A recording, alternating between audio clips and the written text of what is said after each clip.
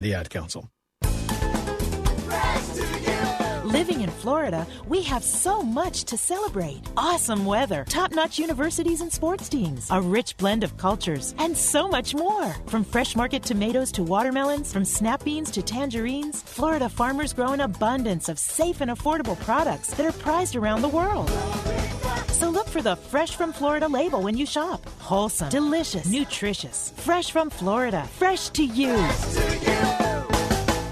You may not know it, but you don't have to live in a subtropical region to grow pineapple. It's one of the few tropical plants that grow well indoors and in containers. Of course, the best results come from growing them outdoors in a place that is warm and sunny year-round. Pineapple are an exotic fruit known to grow about 5 feet tall and 3 feet wide. You'll need a sunny spot with at least 6 to 8 hours of sunlight as a minimum. When you're ready to get started, you can either use the tops of store-bought pineapples or get a slip or a sucker. Dig a hole in your garden or containers, wherever you want to plant, and put the top or sucker into the hole. The top leaves should stick out, and just the base should be buried. Once in the hole, fill with soil around the base, pressing down to make it firm. Give the plant a good soak of water. When you're growing more than one pineapple, each one needs to be at least 1 foot between them. But if you can, expand that to 2 feet. I'm Kathy Isom, Southeast AgNet.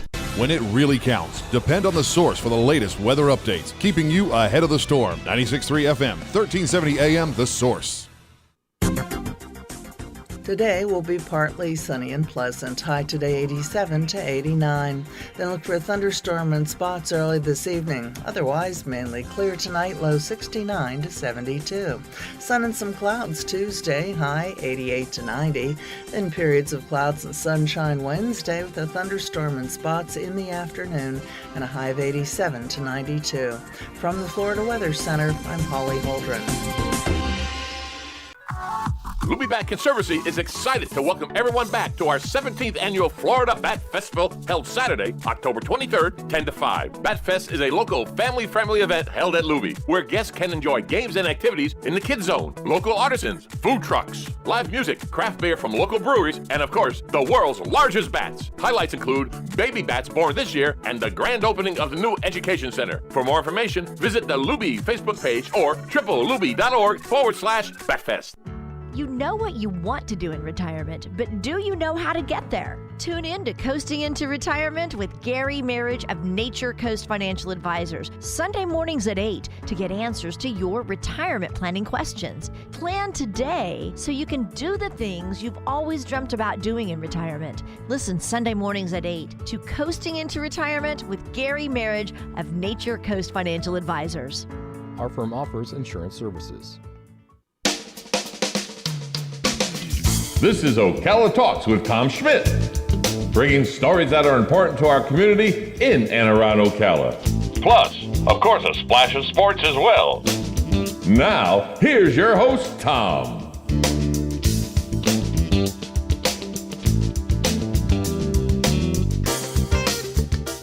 Welcome back to Ocala Talks, hour number 3 of a show Monday. I'm your host, Tom Schmitz, coming to you from the WOCA studios.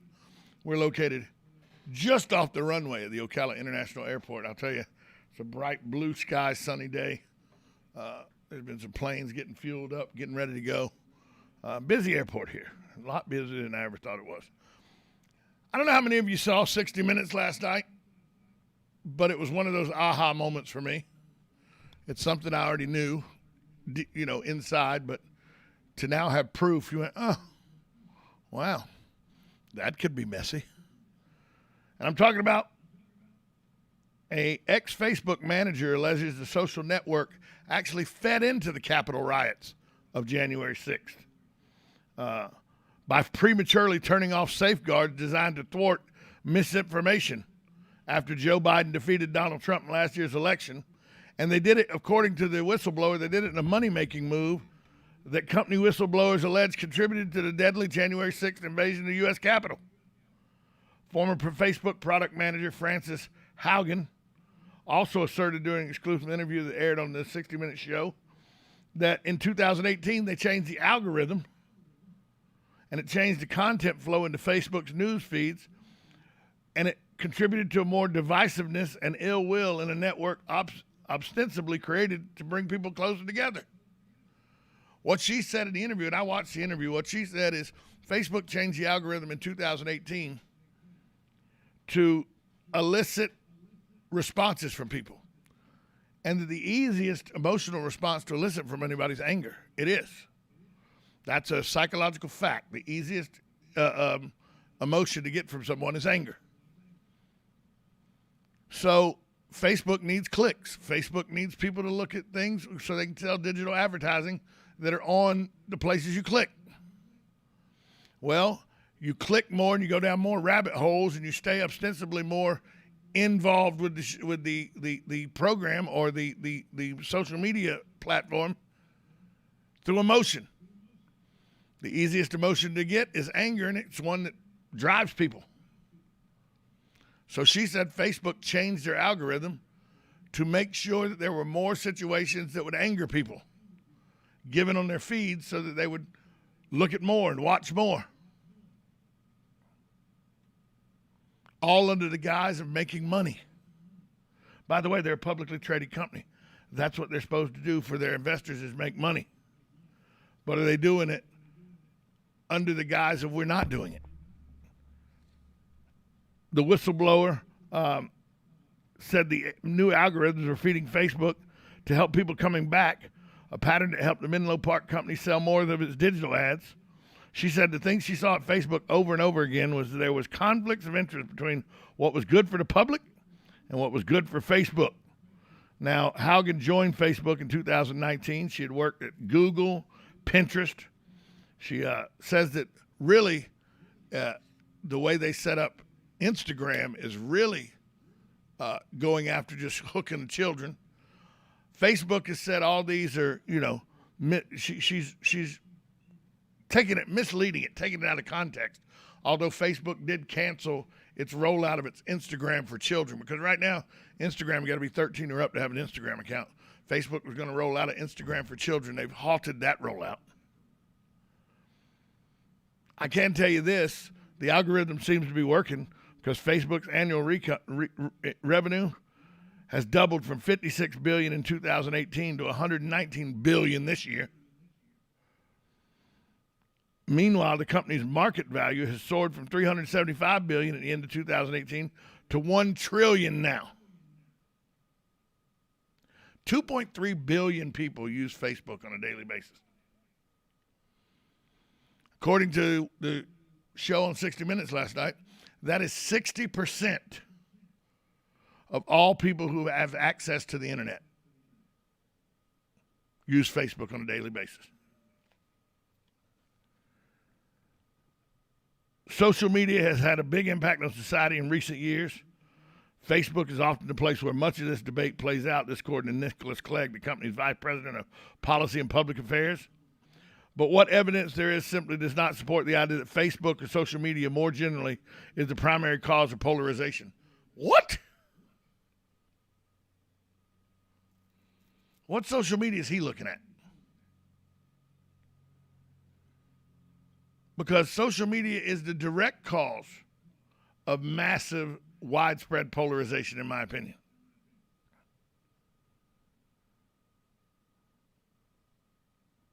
Facebook is doing things that they don't care about the outcome of how people, what people do with their anger or their what they care about is selling digital ads so they can make money.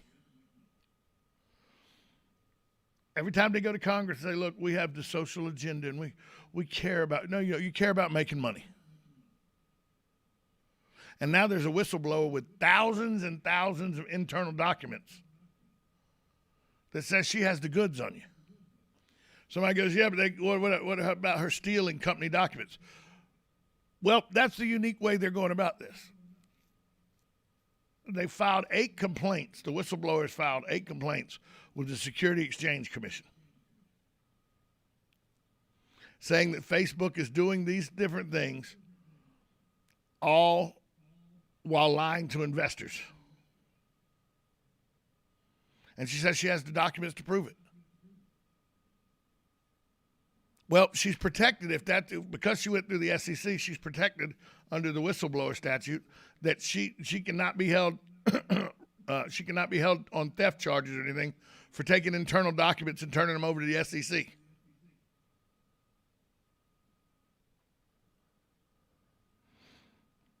Now, this first came out in the Wall Street Journal in mid-September.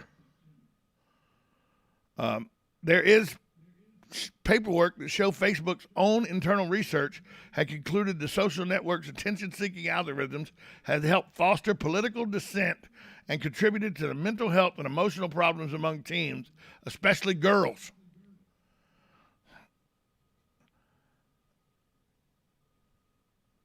Facebook says they cherry-picked what they wanted you to see. The most damning information in the internal documents to cast the company in the worst possible light.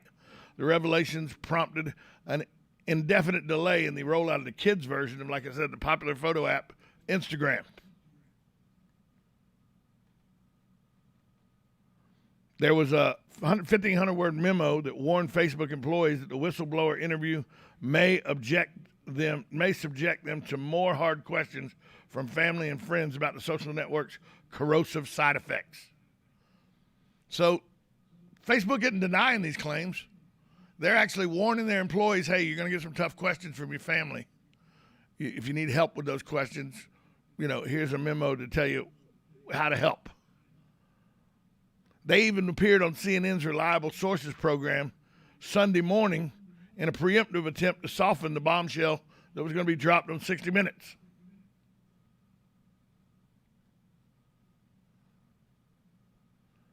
Now, Haugen, for her, says she doesn't believe Mark Zuckerberg is I can't say the word. There's no malice or malicious intent here. She said during the interview, but the incentives are misaligned, right? Like Facebook make more money when you consume more content. People enjoy engaging with things that elicit an emotional reaction, and the more anger that they're exposed to, the more they interact and the more they consume. Like I said, anger is the driving force behind this. If they put videos out there that make you angry, you watch more. If you watch more, Facebook makes more money. People will only watch so many videos of a cat yawning. But they'll watch hours and hours of Antifa and the Proud Boys clashing with each other.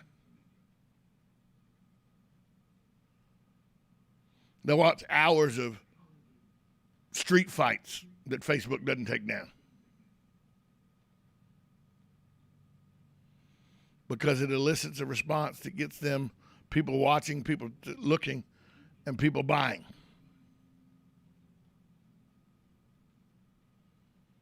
Facebook has said that's not how they operate. Well, now it seems like it is how they operate, and there's a whistleblower who has the paperwork to prove it.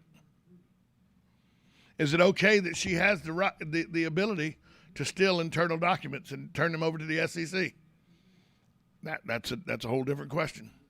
The way the law's written, she can't be held accountable because she's a whistleblower. And without whistleblowers, you wouldn't find out vital information. That they were putting in different carcinogens to hook you even more to cigarettes. Without a whistleblower, we'd have never known that.